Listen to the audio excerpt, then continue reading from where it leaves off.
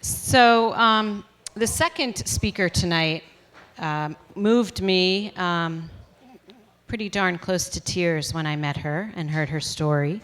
Her name is Annie Galloway. She's a Vermonter. She's an advocate for medical cannabis. She volunteers at an amazing organization, please look it up, called Realm of Caring Foundation. She's a teacher by training, and cannabis is now really her life story. But moreover than that, she's, what I'm most fond of is that she's a mom. And I have to say that after I heard her story, I wrote to her and I said, above all else, you're a great mom, so don't ever forget that. So welcome to Annie Galloway, and here's her story.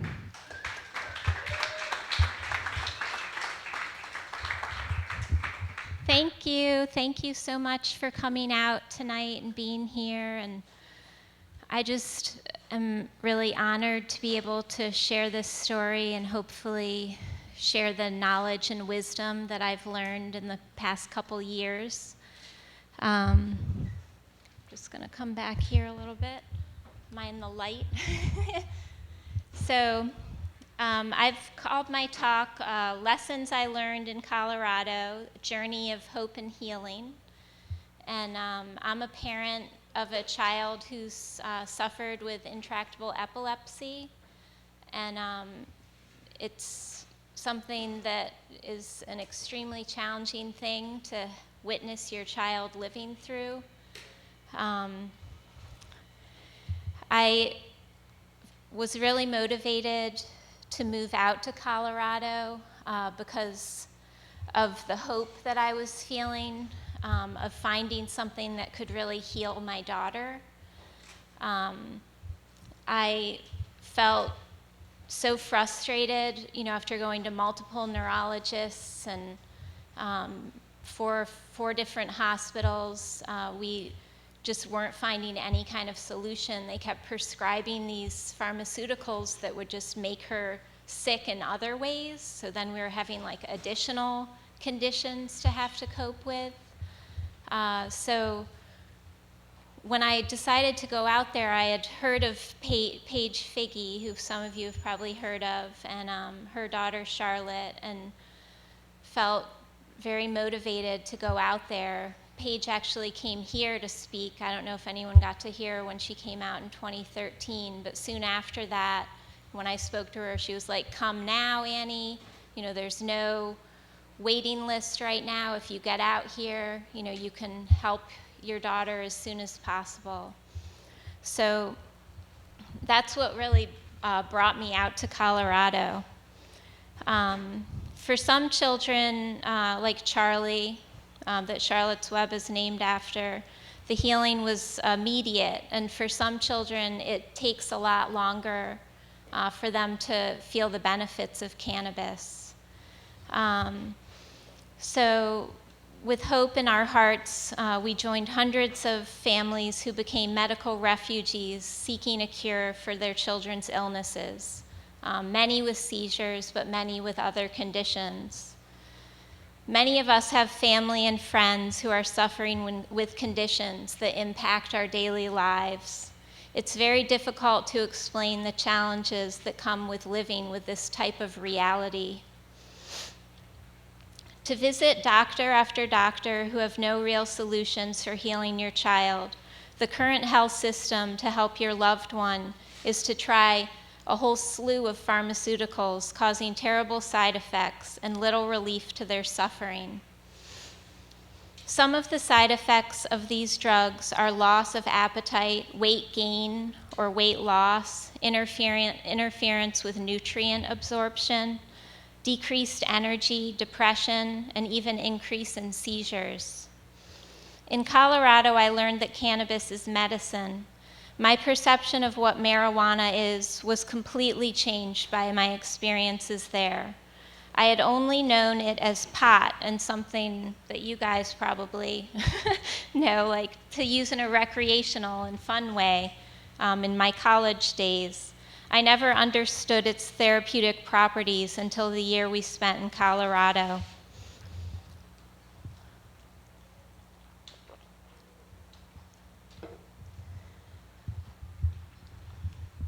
I met many families whose children were at the end of their lives, families whose doctors had said that their children's were going to be sent home for hospice, families whose children's had been told that they would need to have half of their brain removed, children who couldn't walk or talk, children who could only eat through their G-tubes, children whose health was so compromised they couldn't be around other people for fear of the common cold.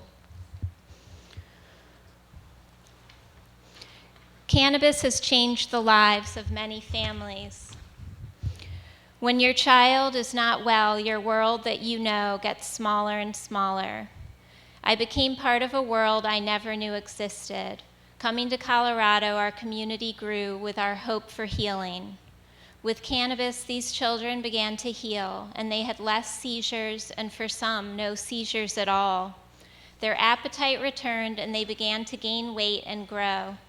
Smiles that had never been seen were seen and brought sheer joy to our faces. I would go to these support groups in the beginning, and there were kids, literally who were just sitting in their wheelchairs, and a few months later we would be at the support groups and those children would be smiling and start to become verbal, like maybe making sounds, some making words. The thing that I really wanted to figure out was, why was this happening? How could a whole team of doctors at Children's Hospital Boston and Dartmouth Hitchcock and around the country not understand how to help these children? But this very simple natural oil was changing their lives. Many families have found relief and benefits from layering the cannabis compounds. This is something that is really incredible about the cannabis, which Rob had mentioned, all the cannabinoids in this plant.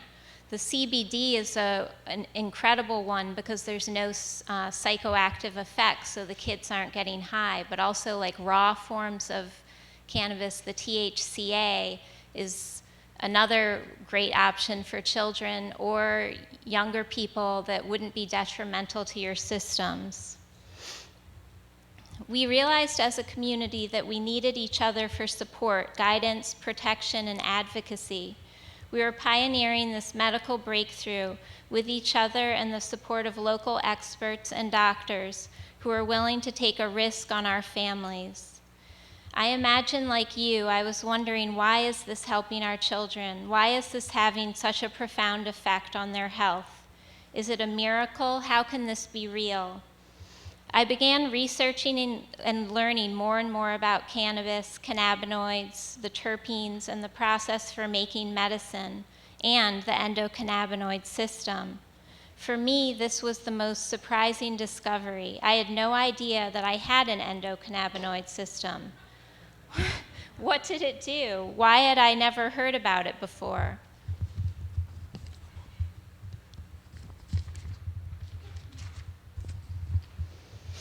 I learned that all the animals that have vertebrae and have nervous systems also have an endocannabinoid system.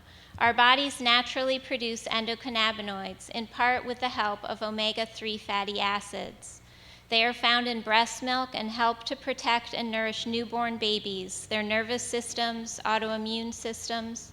These endocannabinoids give our bodies the ability to create homeostasis in our cells. The endocannabinoid system is found within our bones, organs, and throughout our entire bodies. It is what allows our bodies to maintain healthy cellular structures.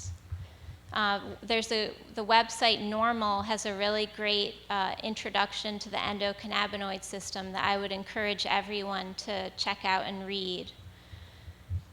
For those of us who are not 100% healthy, we may be suffering with any myriad of conditions, from compromised immune system, difficulty with digestion, anxiety, headaches, or more severe conditions that are neurological, such as seizures or conditions negatively impacting our immune systems, like cancer or AIDS.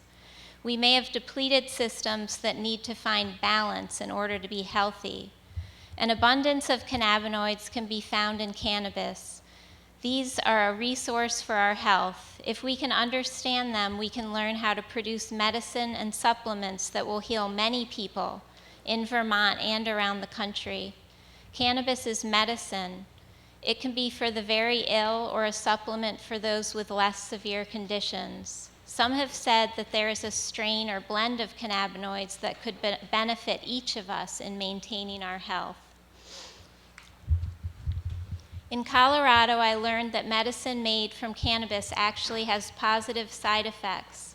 Some of the side effects reported by families when their loved ones began taking cannabis are reduction of seizures, improved intestinal health, reduction of pain, the ability to remember your dreams better when you wake up, less anxiety, feeling happier, improved cognition and memory, increase of verbal skills, singing, children who had more energy to play, be creative, and exercise. How many pharmaceuticals have these types of side effects? There aren't any that I know of.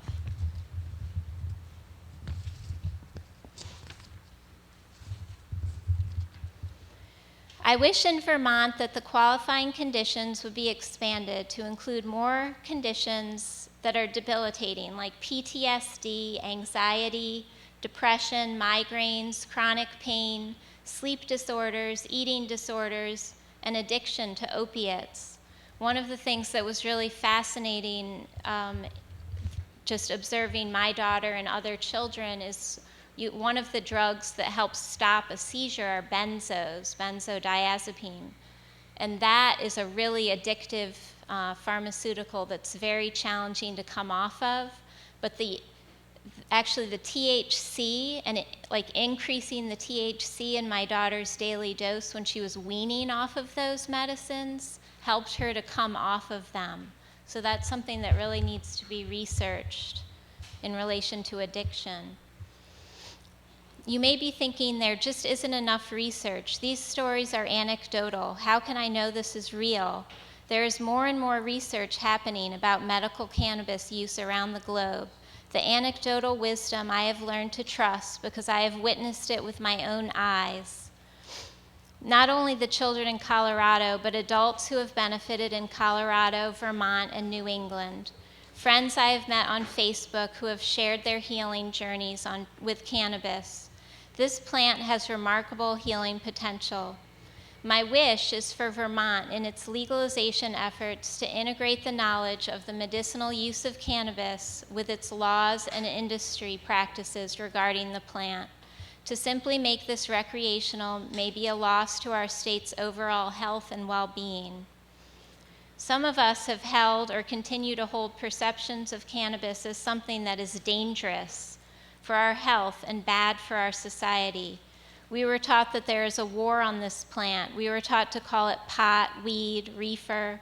The scientific name is cannabis. People are intentionally calling this by its scientific name so that we can move away from the past perceptions of this plant.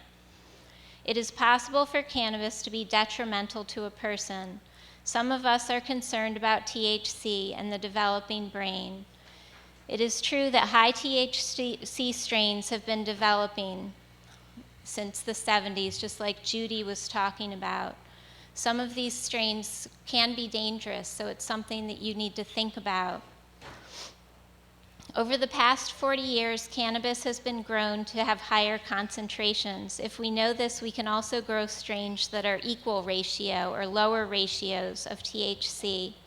These are also raw forms of cannabis with the healing properties of the plant, anti-inflammatory, neuroprotectant without causing the high. The raw form contains no THC at all. It just starts to change over to THC when the plant starts to dry. So if you have a fresh plant and you juice it, that can give you a lot of benefits. Once that dries, it's also beneficial, but it's just something to be aware of, the THC content. It's possible that these strains and forms could be beneficial for people of any age. Vermont can create research studies about various strains for various conditions. We can be part of supporting our own communities and communities in other states so that we can better understand this plant. Another lesson from my journey in Colorado was learning the value of the cannabis community. I consider myself a newbie in this community. There are people in Vermont, around the country, who have worked tirelessly for decades to legalize this plant so that it can be accessed as medicine. I want to thank these individuals, because if it weren't for them, my daughter and I and our family would not have our lives back. It is extremely exciting to be alive in this time when there is so much potential to help and heal people with this plant. As we move forward with legalization, I hope we will remember to keep this medicine in the hands of the people. This is where it belongs, keeping it small, and I really feel like Vermont is going to do a great job with that. In Colorado, the community was aligned with doctors who were in support of patients using cannabis as medicine. These pockets of common interest were a place where information was shared so that people could learn about strains that were working for specific conditions. This shared interest created support and protection for both doctors and patients. This is a very challenging situation for many doctors in Vermont. Some are naturopaths and are scared to be perceived as prescribing weed when they have worked so hard to be taken seriously as doctors in our community. Others are used to the systems of the FDA and are not sure how to prescribe cannabis. It's important in Vermont that we encourage and support our healthcare providers to be on this journey, which is learning about the medical benefits of cannabis. It's an opportunity to transform the health system from the ground up. I find myself teaching doctors, nurses, pharmacists, bringing in articles, sending information to healthcare professionals to let them know how important this is. Here's something we all need to know. Cannabis can interact with pharmaceuticals, so it's really important to consult with a doctor who knows about these interactions. Some people need to take their pharmaceuticals 1 to 2 hours apart from any cannabis medication they would be taking. Otherwise, there can be toxic reactions, especially in pediatric patients like my daughter. This summer, I was so impressed that the medical staff meeting at UVM about cannabis was open to the public. I feel like this type of thing, inviting the doctors in and other health practitioners, is essential in developing this in Vermont. While I was in Colorado, cannabis was legalized for recreational use. I did witness people being more open-minded, being curious, asking questions, discussing their ideas, experiences, and feelings about cannabis. The community that was brought together with hope and love for their children into a new world of cannabis has shaped my view of how this can be brought forth in Vermont. I hope in sharing these lessons and thoughts that more people can benefit from this remarkable plant. I hope that we will come together and discuss how cannabis can happen in Vermont. Thank you so much for listening.